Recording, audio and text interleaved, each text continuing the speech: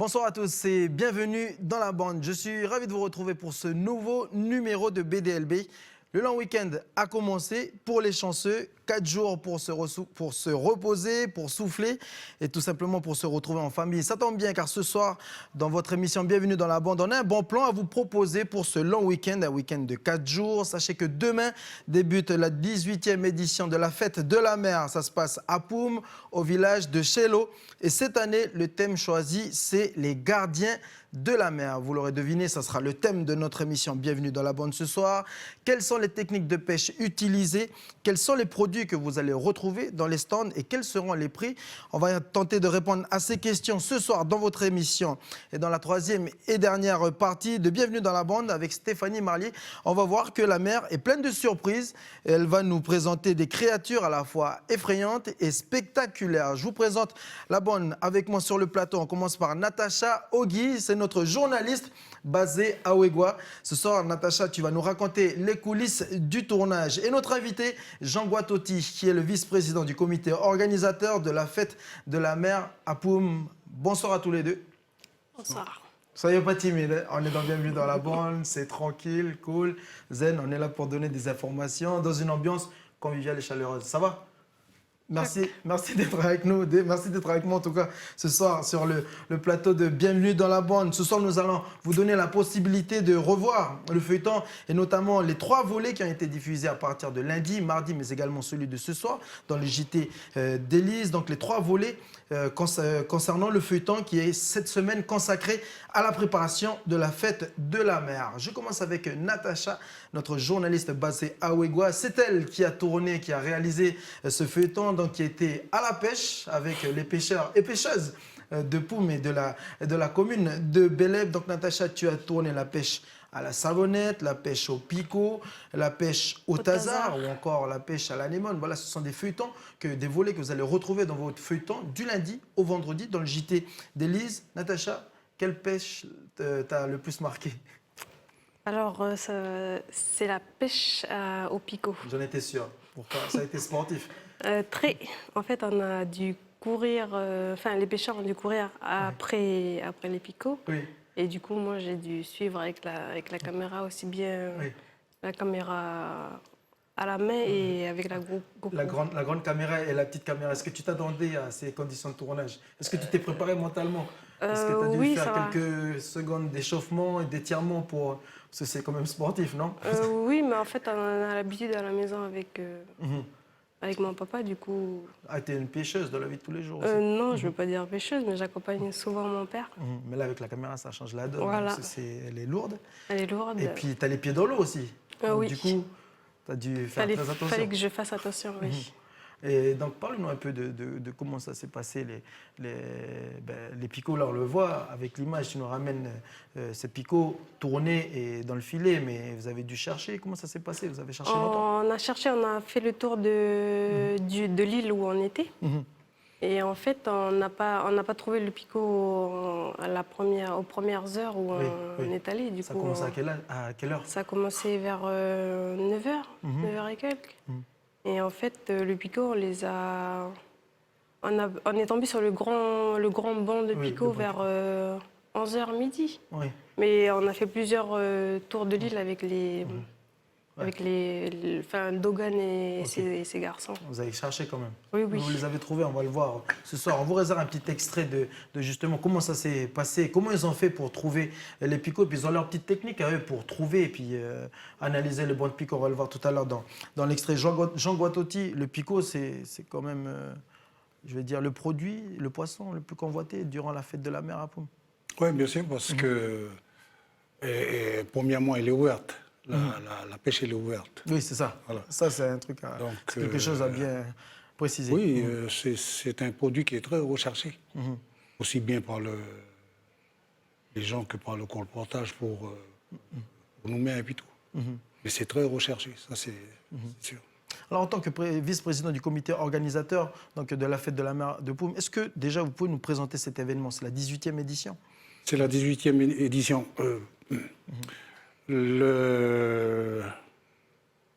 La fête de la mer avait commencé en 1999. Et c'est tout simplement un projet éducatif du collège pour avoir un peu de sous pour pouvoir faire un voyage en Australie, je pense. Et depuis, ça a toujours été la fête de la mer. Oui. Et jusqu'en 2014, on avait changé et c'est devenu un comité, le CAP. Oui. Le CAP, donc comité d'animation de Poum et de l'Extrême. Et là, en tant que Donc- visiteur, qu'est-ce qu'on peut y faire maintenant? Pardon? Durant cette fête, en tant que visiteur, moi, je regarde Calédonia et je vous vois en train de présenter la fête de la mer. Je suis en train de faire mon plan du week-end. Qu'est-ce que je vais pouvoir faire durant cette fête?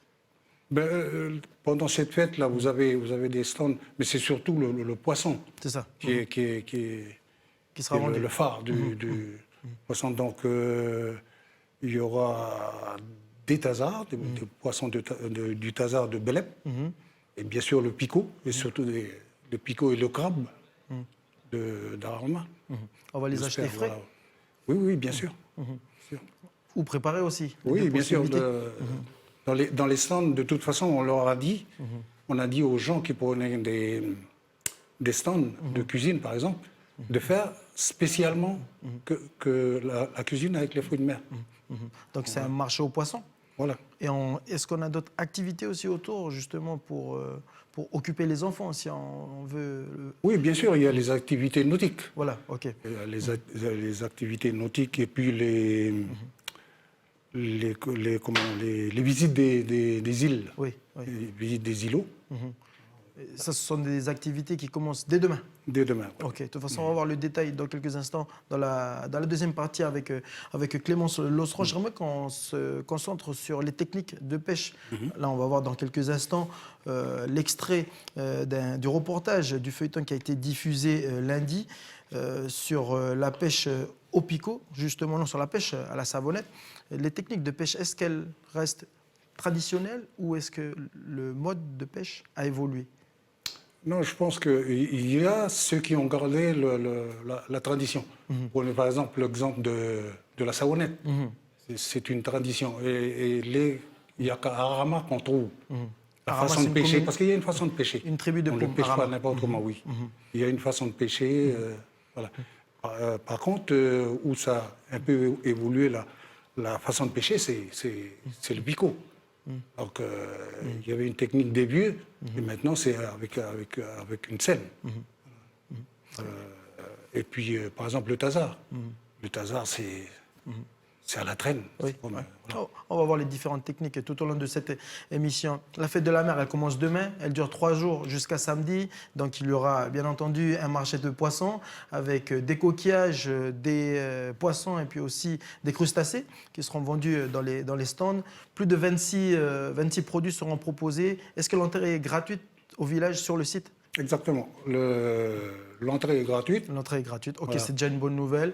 Et en matière d'hébergement, comment ça va se passer pour les familles qui arrivent, par exemple, de Nouméa, qui vont Oui, devoir alors faire les 4 heures je de route? profite de l'antenne pour dire que les hôtels, les campings, Les moyens d'hébergement sur place. ils sont remplis. Ok, Donc, d'accord. on a pu avoir avec des gens Oui. pour pouvoir loger les gens qui arrivent là. L'accueil chez l'habitant, il faut qu'il se Voilà, dirige voilà, l'habitant. vers vous, Ouais, bien sur sûr, place. oui, Il bien demande sûr. Jean Guattati. Donc voilà, pour ceux qui cherchent toujours où dormir sur Poum, rendez-vous sur place et demandez Jean Guattati. Il aura la solution pour que vous puissiez dormir tranquillement, sereinement sur Poum.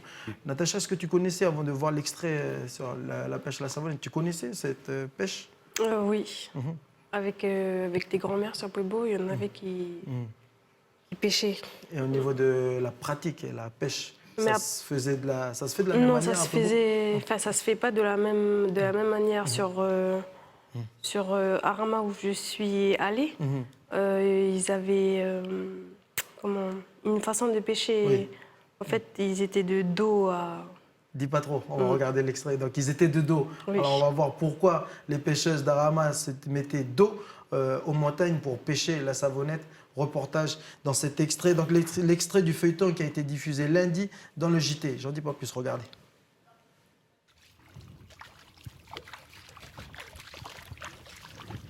Ça, c'est le sentier où je suis pour aller jusqu'à la pêche à la savonnette. On suit carrément le sentier qui descend.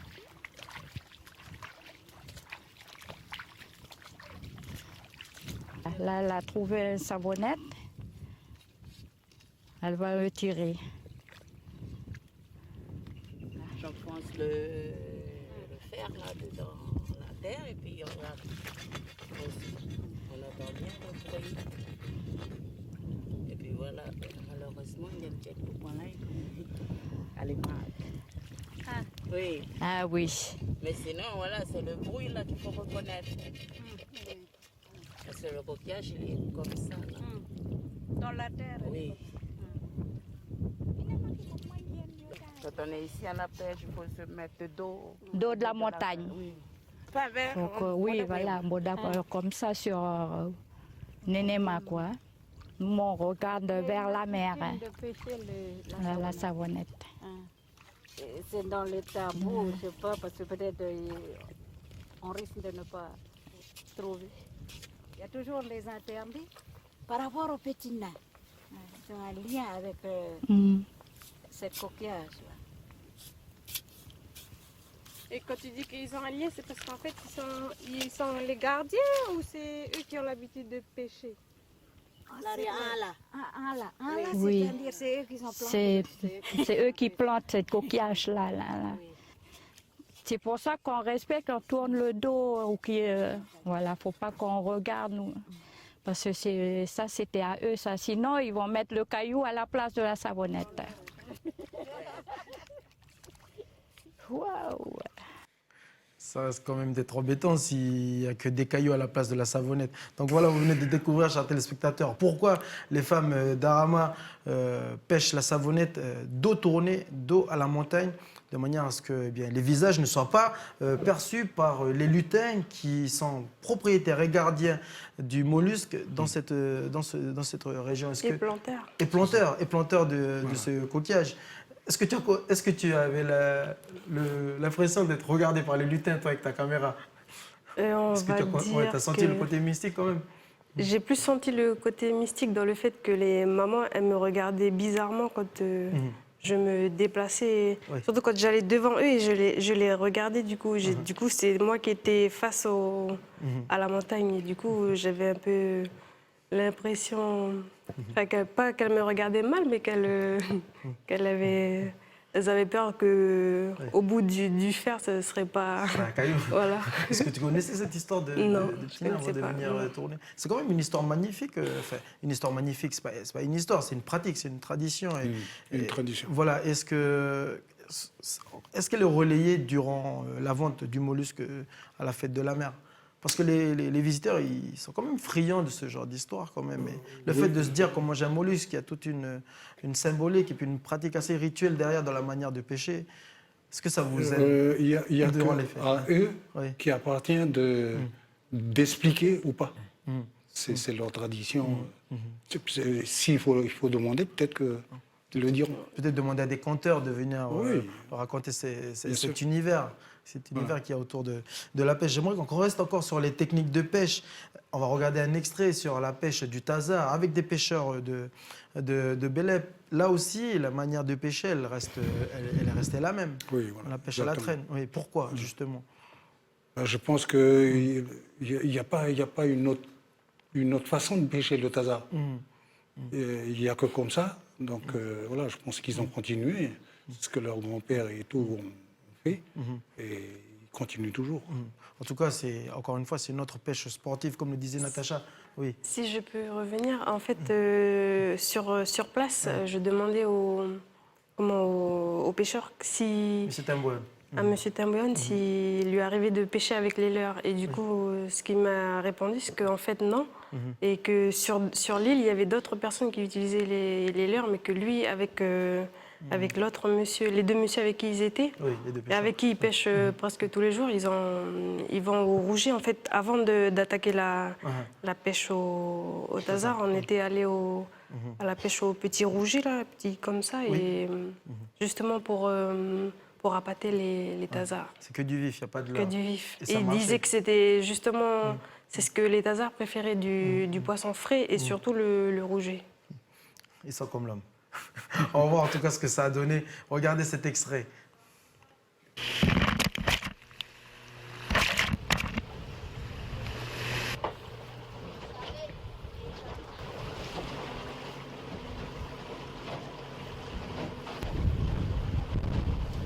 C'est surtout là, les marabas, là. C'est les mouvements de marée qui commencent à descendre, à monter. Là, il y a les patates, je sais pas quoi, en bas, là, il y a des patates ici. C'est pour ça qu'on vient tourner là.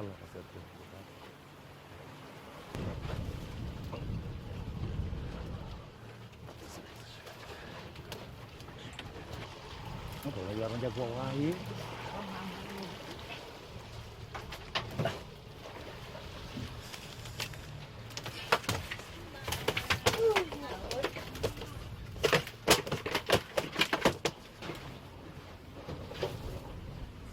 Il tire de ce côté-là, mais je tourne vers celui qui tire. Je tourne selon les côtés. Sinon, celle-là, c'est pareil, je fais dans l'autre sens. Si c'est tous les deux, mais je laisse le bateau droit.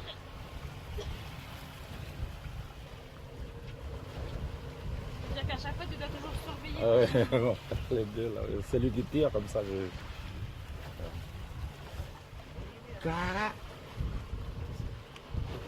gros requin là. Ouais, par l'odeur des amours. Ouais, quand tu vois que le taser il commence à mordre, ça y est, ils viennent un petit peu.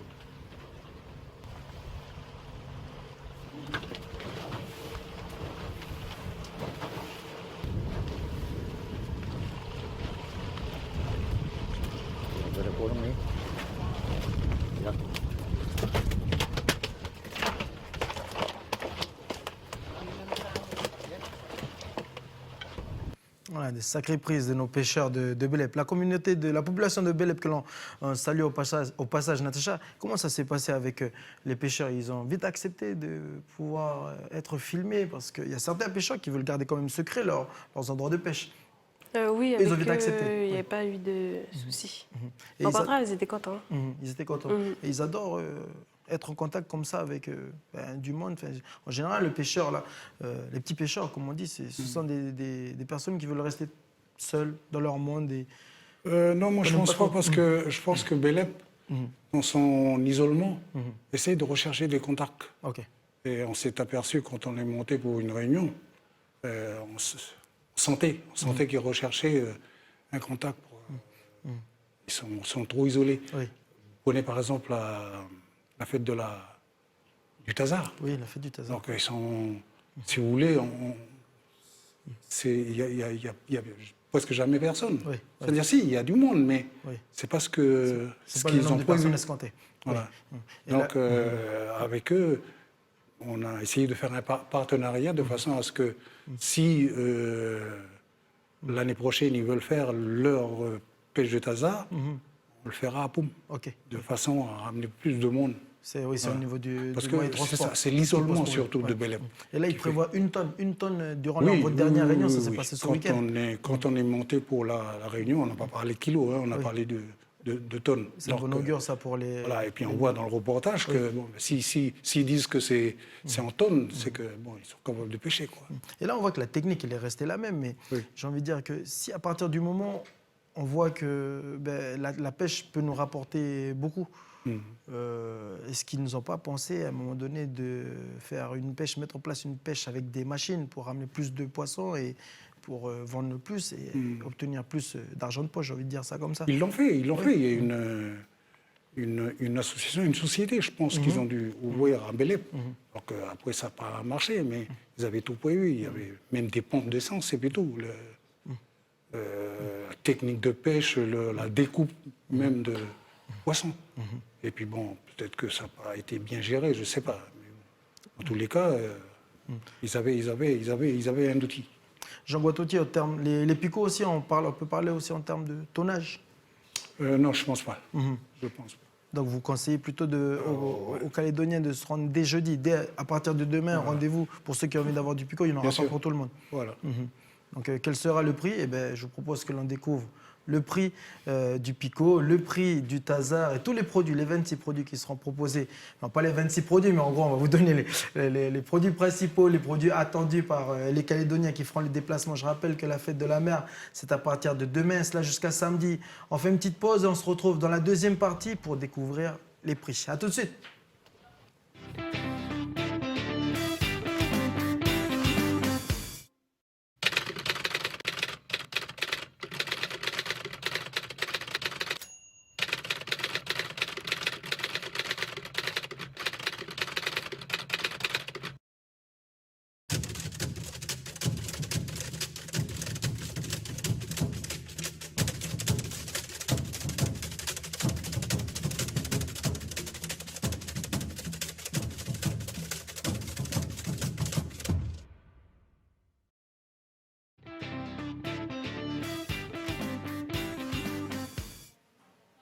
Bonsoir à tous, nous sommes de retour sur le plateau de Bienvenue dans la bande. Bienvenue à tous ceux qui viennent donc de nous rejoindre. Nous sommes dans la deuxième partie. On parle de la fête de la mer à Poum. Ça commence demain et cela jusqu'à samedi. À quelle heure ça commence précisément demain matin, Jean Gototti? À 10h30. À 10h30 avec l'accueil des personnes, une cérémonie d'ouverture. La coutume d'ouverture. La coutume d'ouverture, voilà, ça commence demain à 10h30. Et ce soir, dans la deuxième partie de Bienvenue dans la bande, vous allez découvrir les prix et les stands ainsi que les activités qui vous seront proposées tout au long de ces 3 jours. On commence par les prix et puis ce sont des prix très attractifs qui seront proposés. Alors pour un visiteur qui arrive de Nouméa, Clémence, ça vaut le coup d'effectuer le trajet. Voilà, bonsoir quand même. Oui, bonsoir. Et Clémence qui nous a rejoint donc pour cette deuxième partie dans la bande. Bonsoir Clémence, donc les prix sont très très attractifs. Voilà, ça vaut le coup de faire le déplacement. Je m'en doutais, mais j'ai eu l'occasion de vérifier. Et donc que ce soit pour les poissons ou les coquillages et crustacés, c'est relativement imbattable. Alors, quelques exemples si vous le voulez bien. Je note que la saumonée au prix du marché de Nouméa ce matin est à 1430 francs le kilo. Et nous la trouverons à Poum demain à 800 francs le kilo. Donc avec un écart de 630 francs par kilo. Ce qui effectivement est sûrement de quoi donner l'envie à ceux qui n'étaient pas encore décidés d'y partir. Un autre exemple avec le dawa qui est ce jour à 1100 francs du kilo au marché de Nouméa et qui sera demain aussi à 600 francs du kilo, donc un écart de 500 francs. On voit bien sur les poissons phares des Calédoniens que peuvent être la saumonée, le pico, le dawa, le perroquet, des écarts conséquents de prix au kilo. Et je vous propose de faire un petit tour du côté des coquillages et crustacés. Il y a quand même un écart si on pourrait revenir sur le prix des poissons, un écart quand même de 530 entre les prix, excuse-moi Clémence, les prix du pico au marché de Nouméa et le kilo qui sera vendu à partir de demain, c'est quand même assez considérable, 530 francs de différence, sachant que l'on sait que la demande va être quand même importante. C'est le fait que les pêcheurs vendent aux colporteurs. C'est le colporteur qui... Oui, là, il n'y a plus du tout tous les intermédiaires. Au marché voilà. Là, le bénéfice, c'est un bénéfice net pour le vendeur. Le vendeur, c'est le pêcheur. OK. C'est quand même intéressant. Tout le monde est gagnant, donc. Voilà. Et du côté des coquillages aussi, c'est assez frappant dans l'exemple du troca, qu'on trouverait ce jour au marché de Nouméa à 2800 francs le kilo et qui sera proposé demain à 1500 francs le kilo. Donc là, on est carrément de l'ordre de 1300 francs en moins. Pareil pour le crabe, le bénitier aussi. Alors, le seul exception que j'ai pu éventuellement relever, c'était sur la langouste, qui serait donc proposé demain à 3850 francs le kilo, donc ça représente 150 francs en plus. Alors je ne sais pas, peut-être que c'est une pêche plus délicate ou est-ce qu'il y a une raison particulière Non, c'est le fait que la langouste vient de Blep. D'accord, donc là il y a le transport en l'occurrence. Il peut y en avoir de Poum, mais ça ne sera pas peut-être la quantité qui va venir de Blep. D'accord. Pour ça. Et donc finalement, effectivement, ces prix-là, tels qu'ils sont calculés, permettent bien aux pêcheurs de s'y retrouver, j'imagine. Voilà. Donc effectivement, c'est aussi l'intérêt pour ceux qui se poseraient encore la question de prendre la route, d'aller chercher le poisson au plus près de la source. En tout cas, ça vaut le déplacement. C'est ça. Pour ceux qui ont 4 heures de route à faire. Donc différents acteurs du monde marin seront présents demain. à partir de 17h30. C'est ça. Voilà, pour des débats qui seront prévus vendredi et samedi à 11h et 15h30. Donc pendant que les grands réfléchissent, eh bien, les enfants auront la possibilité de participer à des activités nautiques comme exemple initiation à la voile, au VA ou encore au kitesurf. Il y aura également la confection de radeaux en aloès, un concours de sculpture sur sable et un atelier de fabrication d'une pirogue traditionnelle. Voilà en gros les activités, enfin mon coup de cœur à moi, mais il y a pas mal d'activités proposées durant ces 3 jours. Quel est ton top 3, Clémence? Alors moi, par exemple, le jeudi, je trouvais que la démonstration de salage de poisson était vraiment intéressante, aussi bien pour les petits que pour les grands. J'avais retenu le vendredi. Bon, ça c'est peut-être plus féminin, mais à 17h, il y a effectivement un défilé de robes confectionnées par les couturières du Nord. Donc là, je pense aussi que ça vaut le détour. Et alors le samedi, à 15h30, il y a un lâcher du cochon. Et alors je me suis dit, mais pourquoi un cochon à la fête de la mer? Mais il y a sûrement une explication.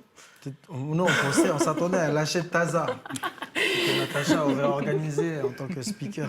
Non, c'est quelqu'un qui a offert ce cochon-là. On ne savait pas quoi faire. On dit, bon, bah, autant mettre les enfants... Ça va attraper le voilà. cochon. Donc il est possible que quelqu'un reparte avec un cochon Oui, de la mais fête de la mer. on l'a fait déjà. Ok, Ah oui. super. Et donc, quel est le message que vous voulez faire passer à travers... Parce que je vois qu'il y a des débats, il y a de l'animation musicale aussi, on va y revenir. Oui. Mais en gros, l'objectif de la fête de la mer de Poum, je pense que ce n'est pas que de vendre du poisson. Il y a aussi un message de sensibilisation derrière sur la protection de la ressource, de la richesse. Oui, bien sûr. Si on a fait ça, c'est un peu pour sensibiliser les gens. Surtout maintenant avec la pêche professionnelle et tout. Oui. Vous prenez le cas, par exemple, du requin. De plus en plus, on voit des requins maintenant. Peut-être qu'on ne s'est jamais posé la question pourquoi le requin il est comme ça. Et vous avez la réponse? Peut-être. Mais je pense que le requin a faim. Il n'a plus à manger. D'un côté, on met des bateaux pour la coquille Saint-Jacques. Et après, on se demande pourquoi le requin cherche à manger maintenant. Parce que je pense que la chaîne a été brisée quelque part. Le coquille Saint-Jacques, à un moment donné, il meurt. Oui. C'est la chaîne. Selon Donc vous, les poissons viennent manger le coquille Saint-Jacques. on pêche trop, la ressource Peut-être est pas menacée. encore, mais moi, ça me fait peur. Et c'est le La message coquille que vous avez- Saint-Jacques, ouais, ça me fait peur. C'est le message que vous allez dévoiler Voilà. demain? Et aussi bien, pour le requin et tout, dire il faut... C'est vrai, peut-être que c'est un danger, mais il fait partie d'une chaîne, donc il faut le protéger. Et surtout, rechercher le pourquoi que le requin est comme ça. Et la chasse Il du y a bien requin, une cause. d'ailleurs, qui est interdite maintenant dans le sud. oui, voilà. Qui devient une espèce protégée, mais uniquement Bien dans le sûr. sud. Natacha, une petite réaction sur cette fête qui commence demain. Est-ce que c'est une manifestation très attendue? Toi, personnellement, qui est dans le Nord, comment est-ce que tu Oui, je vis pense ces jours de je préparation? pense que ça va être c'est attendu et puis c'est surtout comme ça tombe un long week-end du coup. Enfin, j'ai eu déjà des retours comme quoi il y a des gens qui auraient Qui sont- mis ça dans leur agenda. Et qui sont prêts. Oui. Et c'est notamment quand on regarde comment le picot il est pêché. Franchement, ça nous donne envie de Puis surtout de se que j'en rendre sur ai place ramené à et de la ne pas- maison et puis Voilà, et de ne pas travailler parce que Calédonia travaille avec BDLB durant ces 2 jours. Jeudi et vendredi, nous, on ne fait pas l'ascension, on ne fait pas le pont. Mais c'est vrai que quand on regarde comment le picot est pêché et la taille, notamment des picots, ça nous donne envie de se rendre à la fête de la mer pour déguster le picot. Regardez. On a repéré une petite bande de picots, mais normalement, il faut qu'il y ait un qui surveille. Il faut qu'il y ait un qui a toujours l'œil sur le bande de picots pour qu'on puisse bien les cerner. Mais là, c'est les endroits habituels des picots. Les endroits où ils viennent à Marotte, ils s'entassent sur les cailloux, une bande de cailloux ou dans des herbiers. Ils viennent, là, il faut que tu restes, il ne faut pas que tu bouges. Il faut rester immobile et puis tu regardes. Et quand tu le vois, il faut vite. Oui. Gégé, coupe dedans. Viens dedans. Lâche la chaîne dedans.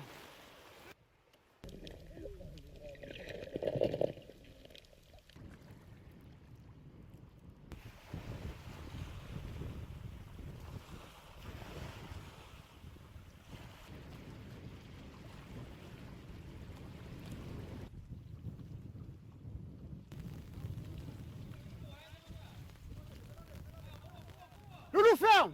Loulou, Rani. Alors, allez, Pico. Pico, ferme. Voilà. Ah ouais.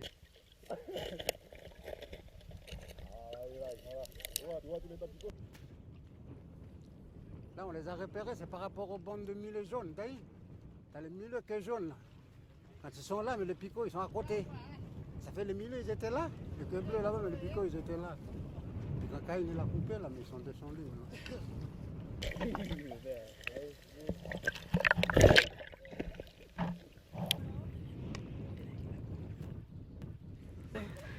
Regardez-moi ça, une bonne petite friture là, ce dimanche. Et donc, il y a des, Jean Guatotti, il y a des sorties qui sont prévues aussi dans le programme, sorties sur les îlots. Est-ce que vous programmez aussi des sorties de pêche, par exemple, pour aller pêcher le picot? En principe, oui. On avait prévu une pêche de youlou. C'est ce qu'on appelle le youlou, c'est le rouget. Le rouget qu'on pêche. C'est le rouget, ok. Voilà. Inscription obligatoire ou on peut se rendre directement sur place? Non, on peut aller avec les gens qui ont des bateaux, les accompagner. Bon, c'est peut-être, on va peut-être le mettre en place, mais c'était prévu. Ok. Mais avec toutes ces activités, donc on faudrait chercher un créneau, mais bon, si on peut trouver, on le fera. Ça dépend du temps. Voilà, ça dépend du temps aussi. Et les jeunes qui vont pêcher, Oui, il n'y a pas que les jeunes. enfin, je veux dire, ceux qui vont participer du coup à cette sortie pêche là, les poissons qu'ils auront pêchés, ils ramènent pour les stands ou on peut les ramener à la maison? Non, ils peuvent garder pour eux. Ah, mais ça, c'est ce qu'on avait prévu. Hein. C'est une bonne chose, ça, je pense. Que... S'ils veulent vendre, maintenant, ils vendent au Ah, non, mais là, je pense que c'est pour aller à la pêche. Des pêches, mais sinon, ils peuvent le garder. Ah, mais c'est pour ça que Natacha, elle a préparé son petit stand, alors, du coup. Non. C'est pour vendre les poissons. Comment on dit? Les youndo. Les youndo, c'est les poissons Les rouges. rougets. Les petits rougets. Ok. Je vous propose que l'on fasse une petite pause.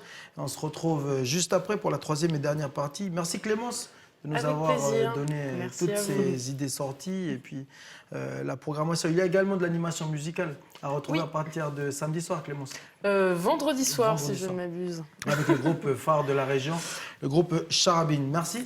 Avec plaisir. On se Merci retrouve à demain vous. pour un nouveau numéro de Bienvenue dans la bande Clémence. On se retrouve après pour la troisième et dernière partie avec Stéphanie Marly qui va donc prendre la place de Clémence. On va voir que la mer est pleine de surprises. Elle va nous présenter des créatures à la fois effrayantes et spectaculaires. Et peut-être qu'on va les voir dans les prochains stands l'année prochaine dans la fête de la mer à Poum 2000. À tout de suite.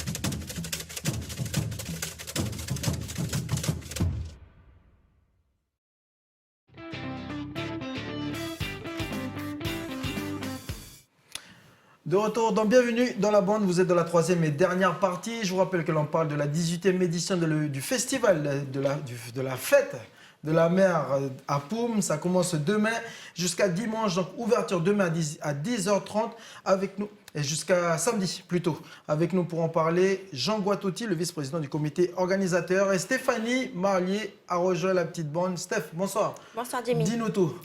Alors, Quels sont les poissons que l'on va retrouver l'année prochaine dans le festival de la mer de Poum? c'est pas sûr, hein. Donc, qui dit fête de la mer dit forcément créature marine. Donc, et justement, au pays, Jean-Paul l'hippocampe a donné naissance le 13 mai à l'aquarium des Lagons à un Jean-Paul. hippocampe. Il s'appelle Jean-Paul, oui. Ah oui. Un hippocampe bicéphale, donc il a 2 têtes. Donc, il mesure 7 mm et pèse moins d'1 gramme, ce qui est assez exceptionnel. Donc, comme vous pouvez le voir, donc il a 2 têtes. Donc il y a déjà eu une naissance au pays qui remonte à novembre 2015. Malheureusement, il est décédé. Des hippocampes à Poum et Belém? Oui. Oui, il y en a. Voilà, donc celui-là, il est exceptionnel, hein, je 2 pense que têtes. Hein. c'est, ouais. Donc c'est quand même assez rare. Et qu'est-ce qui va devenir notre ami hippocampe? Ça sera la prochaine attraction de Voilà. l'aquarium de Nouméa? Tout à fait. D'accord. Donc on poursuit. À moins que tu voulais rajouter quelque chose? Je te laisse, Stéphane. Donc on poursuit. Donc après Jean-Paul, donc après l'hippocampe bicéphale, nous avons également le requin lutin ou gobelin. Donc c'est une espèce de requin très rare qui fait plus de 3 mètres de long, qui avait été observé pour la première fois en 1898 au Japon. Steph, ça, c'est pas de l'image de synthèse, là. Ah non, non, non, du tout, ça existe. Hein. Donc d'ailleurs, il est effrayant. Hein. Vous voyez, avec son lent nez aplati et sa mâchoire télescopique. Où est-ce qu'on le retrouve, notre ami le requin? Donc sur les côtes japonaises, australiennes, africaines, américaines et européennes. À quelle profondeur? Ah, il est 30 méchant, à 1300 mètres de fond. Donc il est affreux, mais on risquera, c'est rare de le croiser, hein, parce qu'il vit vraiment dans les abysses. Pacifique pourtant. Donc ensuite, on poursuit. Nous avons le poisson au crâne transparent. Donc on a pu observer la première vidéo de ce poisson abyssal, donc qui vit dans les abysses. Donc en 2009, donc c'est des océanographes de Californie qui ont fait donc cette vidéo. Donc il a des yeux qui peuvent regarder vers le haut, donc à travers son crâne, mais également vers l'avant pour gober ses proies. Donc vous voyez, c'est quand même assez exceptionnel. Hein. C'est transparent en fait. Et lui, pareil, on le retrouve où?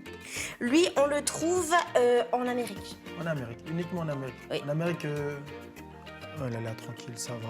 Il a sa place aussi dans un aquarium ou éventuellement. Ah oui, un mais on va pas festival. le manger quand même. Au Festival de la mer de Poum, non, mais pour l'exposer. Et puis voilà, petite attraction. Ouais. Et le meilleur pour la Ce fin. ne sera pas donc, le lâcher de porc, ce sera le lâcher de. Comment il s'appelle le poisson?